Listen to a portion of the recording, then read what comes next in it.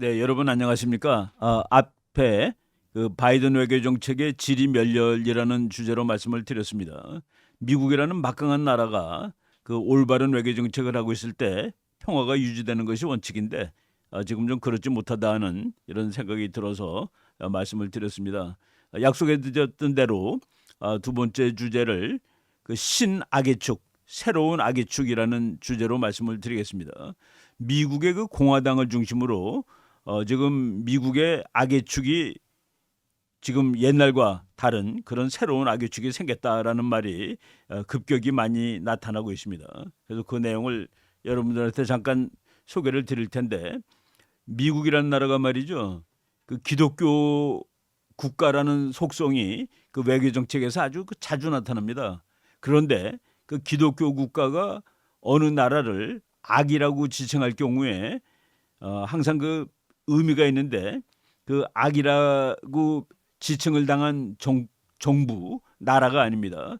정부가 교체 대상이라는 말을 항상 의미합니다. 레이건 대통령이 최근에는 그 말을 제일 먼저 쓴 사람이죠. 1983년 3월 8일 날 한 연설에서 레이건 대통령이 소련, 그 당시에는 소련입니다. 소련을 악의 제국, 이블 임파이어라고 얘기를 했습니다. 그때 많은 미국 외교정책 담당자들이 참 난리가 났었습니다. 이거 전쟁하자는 소리냐라고 얘기를 하고 악의 제국, 미국이 어느 나라를 악이라고 얘기했을 때 그 나라는 정권 교체의 대상입니다. 미국은 국가를 완전히 없애버린 그런 적이 없습니다. 일본을 무조건 항복했는데 일본을 그대로 놔뒀죠. 뭐 독일도 사실 거의 무조건 항복인데 미국은 그대로 놔뒀습니다. 미국은 국가를 멸망시키는 것을 외교정책 원칙으로 삼지 않습니다. 국가의 정권, 악의 정권을 교체하는 것을 미국이 주로 외교정책의 목표로 삼고 그 교체의 대상을 악이라는 말로 얘기를 한다. 그런데 지금 대통령은 민주당 대통령인데 공화당을 중심으로 새로운 악의 축 이런 얘기가 지금 나오고 있다라는 얘기입니다. 부시 대통령이 악의 축이란 말을 아주 유명하게 했죠. 2002년 1월 29일 날 부시 대통령이 미국은 대통령이 1월 달에 의회에서 연두 연설을 합니다. 연두 연설을 하는데 거기에서 그 테러리즘을 그 배후에서 후원하는 세 개의 나라가 있다. 그 나라는 악의 축이다. 그리고 그 악의 축은 북한, 이란, 그리고 이라크다. 그런데 그 세 악의 축 중에서 미국은 이라크 정권 교체하는데 성공을 했습니다. 여러분 지금 이스라엘하고 하마스하고 전쟁하는데 지금 이라크에 미국 공군기지가 두 개가 큰 게 있습니다. 그리고 한 2,500명 정도의 그 미군이 주둔하고 있죠. 이라크는 그래서 미국이 보기에 악의 축에서 벗어났습니다. 근데 북한하고 이란은 그냥 남아 있고 그리고 이번 미국 공화당 개통해서 러시아하고 중국을 새로운 악의 축이라고 얘기해야 된다라는 말을 하고 있습니다. 여기서 말이죠. 그 악의 축인 나라 이란입니다. 이란. 여러분들이 지금 옛날 사진인데 그 여자 그 뭐 이란 젊은 여인이죠. 그리고 이란의 남자하고 이렇게 데이트하는 사진입니다. 여러분들이 지금 저것이 이란에서 가능하다고 생각하십니까? 아마 길에서 저러고 있으면 총살당할 겁니다. 즉각. 저 가운데 있는 사진은 그 이란의 아주 유명한 여배우 사진입니다. 여배우 사진인데 뭐 우리나라 여배우들, 미국 여배우들 사진 찍은 거랑 같은 모습입니다. 저게 1979년 이전의 사진입니다. 그리고 이란 여대생들이 이제 자전거 옆에 이렇게 같이 서 있죠. 뭐 우리나라 여대생하고 똑같아요. 저런 나라가 이상하게 정권이 교체가 돼가지고 지금 완전히 테러리즘을 뒤에서 그 배후에 조종하고 있는 신종 국가가 돼버렸는데 다시 저런 나라로 바꾸는 것이 아마도 미국의 목표일지 모르겠습니다. 그래서 이란을 새로운 악의 축이라고 얘기를 했죠. 다음 사진 하나 또 볼까요? 아프가니스탄 여대생들입니다. 1970년대 초반이에요. 아주 뭐 미니스커트들 입고 있는 모습 보세요. 완전히 현대화된 나라죠.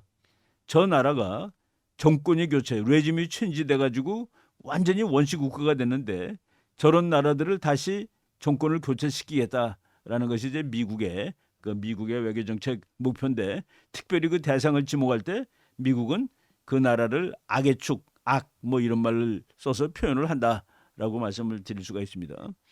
예, 그 말을 최근에 젊은 한 사람이 미치 맥코넬이라는 미국 아주 그 유명한 공화당 상원의원입니다. 저 사람은 뭐 트럼프하고 이렇게 사이가 좋은 사람은 아니에요. 그럼에도 불구하고 미국 공화당에서는 제일 원로 상원의원이나 마찬가지이기 때문에 마이너리티 리더라고 그럽니다. 지금 머조리티가 그러니까 다수파가 민주당이죠. 공화당은 미국 상원의 소수파이기 때문에 소수파 대표해서 미치 맥코넬 의원을 얘기하는데 그 사람이 지난 10월 23일 날그 22일이군요. 그 지난 10월 20일 일요일입니다. 폭스뉴스 선데이라는 프로그램에 나가서 지금 악의 축이 세 나라가 있다라고 얘기하면서 중국, 이란 그리고 러시아라고 얘기했습니다.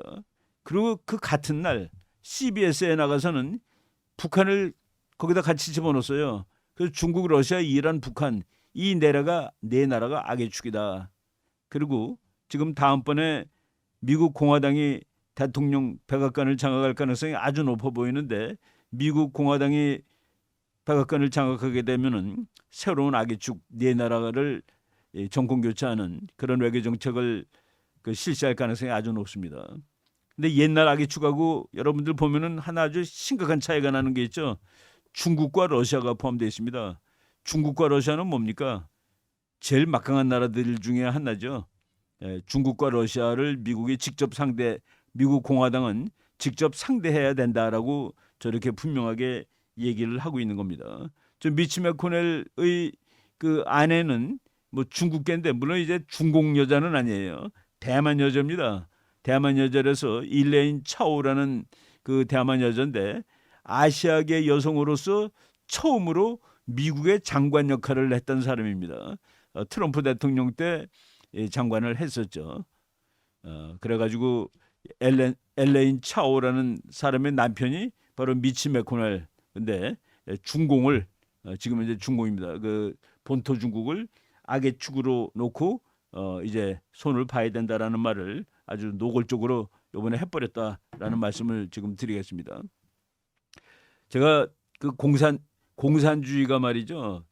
왜 그런지는 확실히 모르겠는데 항상 그 테러리즘의 배후입니다. 지금 오늘날의 테러리즘은 엄청나게 종교적이죠. 이슬람식 테러리즘이라고 보통 앞에 이슬람이라는 말을 쓸 정도로 이슬람교하고 테러리즘이 아주 심각하게 연결이 돼 있는데 이슬람은 얼마나 종교적입니까? 그런데 공산주의는 전혀 종교적이 아니에요. 그런데 그 무신론자들이 저런 광신론자랑 연합을 해가지고 항상 그 테러리즘의 배후에 오랫동안 공산주의가 있어 왔다라는 얘기를 하게 되는데 참 그것도 신통한 아주 그 웃기는 그런 이제 그 결합이 됐는데 뭐 거기서 하나를 말하라면은 미국에 반대한다는 의미에서 같은 편이다라고 보시면 되겠습니다. 그리고 이스라엘은 미국 편이니까 그리고 이스라엘과 싸우는 아랍을 중국이 그리고 소련이 지원해 줘야 된다라는 그런 얘기죠. 냉전 시대 초반에는 그 이란을 미국이 자기 편으로 삼고 있었습니다. 아까 이란 여대생들 봤죠? 미국 편일 때 이란은 그러고들 살았는데 지금 이제 엄청난 종교 국가가 돼버렸습니다. 그 미국에서 뭐 최근에 나온 글들이에요. 지금 우리가 중동 전쟁을 보면서 하마스가 왜 저렇게 싸울까? 하마스는 이란이 돈을 대주기 때문에 싸운다. 그리고 이란은 무슨 돈이 있다고 하마스에 돈을 대줄까? 그 뒤를 대주는 것은 중국이다라는 것이 지금 미국의 통설입니다. 그 중국에서 아주 옛날에 나온 책인데 릴리안 C. 해리스라는 그 여자 학자가 쓴 책인데 1970년대부터 중국은 줄기차게 테러 편이었다. 중국은 팔레스타인 게릴라 조직을 가장 일관적으로 그냥 뭐 한 번도 바뀌지 않고 물론 이제 서로 간에 다툼이 없었던 것은 아닌데 오랫동안 테릴라를 가장 열심히 도와줬던 나라다. 중국은 그들을 무장시켰고 뭐 그때 뭐 드문드문 이제 사실 뭐 잘못하는 걸 뭐 비판도 하긴 했어요. 그들을 단결시키려 했고 관계가 순탄치 않은 적도 있었지만 그들에게 도덕적, 물질적 지원을 제공했다. 이런 그 오래된 책입니다. 중국의 군사 원조가 없었으면은 오늘날의 피에로가 없고 오늘날의 가자도 없고 오늘날의 웨스트뱅크도 없다라는 그런 얘기를 하는 것을 이제 제가 최근에 이제 봤습니다. 저기 이제 지금 가자 지구하고 웨스트뱅크하고 둘 다 팔레스타인인데 둘이 아주 사이가 나쁩니다. 가자 지구의 하마스는 완전히 이스라엘을 정말 다 몰아버려야 된다고 얘기하는 사람인데 지금 시진핑하고 악수하고 있는 무하마드 아바스라는 저 사람은 지금 현재 팔레스타인 대통령입니다. 하마스는 물론 저 사람 말 절대로 안 듣죠. 저 사람은 웨스트뱅크 쪽에 있는 사람인데 그 사람은 그래도 이번에 미국 국무장관하고 만나서 얘기를 했습니다. 그리고 이스라엘하고 함께 지낼 수 있다라는 입장을 가지고 있는 사람이에요. 그럼에도 불구하고 저 사람이 이번에 바이든 대통령이 이스라엘을 방문했을 때 원래는 만나기로 얘기했는데 오정보 이스라엘이 병원을 폭격했다는 정보 때문에 안 만나주겠다 그래가지고 바이든 대통령이 만나러 갔다가 못 만나고 온 사람이죠. 무하마드 아바스. 그렇지만 저 사람은 중국하고 오랜 친구다라고 말씀을 드릴 수가 있습니다. 예. 지금 미국에서 나오는 말입니다. 시진핑하고 바이든하고 만나가지고 잘 지내기로 했다. 겉으로 그렇게 얘기하지만은 11월 2일 날 나온 신문 기사인데 저 기사를 쓴 사람은 아주 유명한 사람입니다. Understanding the China Threat라는 아주 명문 출판사에서 나오는 중국의 위협에 관한 이해라는 아주 좋은 책도 쓴 사람인데 최근에 논문 제목 보세요. 저 정도면은 뭐 하자는 소리인지 잘 여러분들이 생각을 한번 해보시기 바랍니다. 저분이 쓴 글의 제목이 Now is the time to overthrow the Chinese regime. 지금 중국 정권을 무너뜨려야 할 때다. 글의 제목이 그렇습니다. 지금이 바로 중국의 시진핑 정권을 무너뜨려야 할 때야. 저걸 쓴 다음에 시진핑이 지금 바이든 만나러 이제 미국 가고 그런 것이죠. 저것이 바로 밑에 흐르고 있는 흐름입니다. 겉으로 피상적으로 악수하고 그런 걸 가지고서 국제 정치를 분석할 수 없습니다. 지금 바이든하고 시진핑이 만나서 한 얘기는 그거는 그냥 다 유치원 애들도 할 수 있는 그런 얘기를 한 거예요. 근데 그 밑을 보면은 전혀 평화가 회복될 가능성은 없다. 그리고 중국이 그렇다고 미국을 압도하고 그럴 가능성도 사실은 또 없다라고 보실 수 있습니다. 예. 북한하고 중동은 무슨 관계가 있을까? 요번에 하마스 땅굴들을 이스라엘이 들어가서 지금 다 장악을 하고 있는 중인데 그 땅굴을 누가 파준 겁니까? 누구 기술입니까? 이스라엘 땅굴은 완전히 북한 기술입니다. 이스라엘이 아니라 하마스의 땅굴은. 그래서 북한제 땅굴이라고 봐도 되는 거예요. 그리고 하마스가 쓰고 있는 무기 박격포에서는 아예 한글이 나왔죠. 북한이 그 한글 쓴 거를 이스라엘이 옛날부터 잘 알고 있습니다. 그래서 이스라엘이 북한 정권도 가만 놔두지 않겠다라고 얘기를 하고 있는데 미국 국무부 대변인이 얘기를 했죠. 북한은 이란, 시리아 등 중동 지역에 무기를 오랫동안 판매해왔다. 이런 건 다 유엔결의 위반이고 이것을 차단하기 위해서 국제사회가 협력해야 된다라는 말을 최근에 했습니다. 이스라엘의 이제 전문가가 얘기를 했죠. 헤즈볼라 땅굴과 북한 사이에 연관성이 있다는 것을 완벽하게 확인했다. 같은 거다. 북한 회사가 이 땅굴 공사에 관여한 것을 확인했습니다.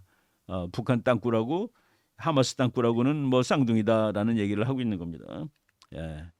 그리고 제가 방금 그랬죠. 북한이 만들어준 하마스가 갖고 있는 포에 아예 한글까지 써 있다고 그러는데 이스라엘군이 그 많은 무기를 뺏었습니다. 하마스가 사용한 북한 무기를 사진으로 공개를 했는데 아예 한글이 나왔으니까 북한자라는 거.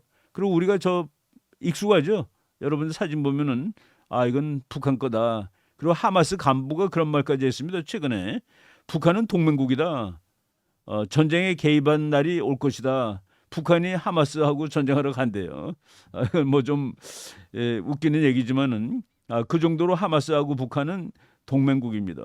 그러니까 북한, 중국, 러시아에다가도 지금 북한이 무기 대주는 거는 아주 최근에 여러분들 다 아는 일이 됐죠. 이렇게 그 네 나라가 뭉쳐가지고서 못된 짓을 하고 있는데 그 얘기는 뭐 최근의 얘기는 아닙니다. 벌써 그 금년 2월 달이죠. 뭐 한 거의 8개월, 9개월 전 얘기인데 미국 하원에 그 외교분과위원장인 마이클 맥콜이라는 사람이 미국 정부를 향해서 미국이 상대해야 될 그 주적들 이런 나라들에 대해서 한번 정리를 해달라 그랬더니만은 미국 하교위원회에 이 미국이 상대해야 될 우선순위 적국 네 나라를 이게 표시를 해가지고 제가 벌써 한 거의 뭐 반년 이상 전에 한번 여러분에게 말씀드렸던 겁니다. 중국이 제1적이고 러시아가 제2적 그리고 제3의 적이 북한이었습니다. 그리고 제4의 적은 이란이다. 그리고 이제 텍사스 출신의 그 미국 그 하원의원 마이클 맥콜이라는 사람이 그 네 나라가 미국의 주적이다라고 발표했던 그런 그림을 보는데 우리가 뭐 지금 뭐 에이펙에 가가지고 뭐 회담을 하고 있는데 거기에 대해서 그 평가는 뭐 제가 한 거는 거의 대동소이합니다. 많은 미국의 학자들이 바이든과 시진핑이 아주 참 중요한 얘기를 하려고 이제 서로 만나는 것 같은데 experts have low expectations. 전문가들은 거기에 대해서 그렇게 높은 기대를 하고 있지는 않다라는 말이 지금 뭐 일반적으로 나오는 얘기라고 말씀을 드리겠습니다. 그래서 지금 악의 축 네 나라를 미국이 지금 새로 지정하고 있는데 뭐 현 정부는 아니에요. 미국 바이든 대통령이 이끄는 정부는 아니지만은 지금 이제 미국 대선이 1년도 안 남았습니다. 그런데 앞으로 내년에 2024년도 1년 내내 미국은 선거전을 할 건데 지금 공화당에서 악의 축이라는 개념을 다시 꺼냈는데 미국 민주당 대통령 바이든이 자기도 대통령을 또다시 당선되고 싶으면은 아마도 자기가 외교에서 대단히 강경해야 된다라는 그런 모습을 보이지 않으면 안 될 것 같습니다. 그래서 그 악의 축이라는 개념이 또다시 이제 미국 외교 정책의 주요한 개념으로 나오고 있고 미국이 기독교적인 국가이기 때문에 어느 나라를 악의 축이라고 얘기했다. 그럴 때 그 나라 정권 교체를 목표로 외교를 한다라는 그런 의미라고 해석을 하면 되겠다라는 이런 말씀을 드리겠습니다. 이번 주제 이 정도까지 말씀드리도록 하겠습니다. 여러분 경청해 주셔서 감사합니다. 감사합니다.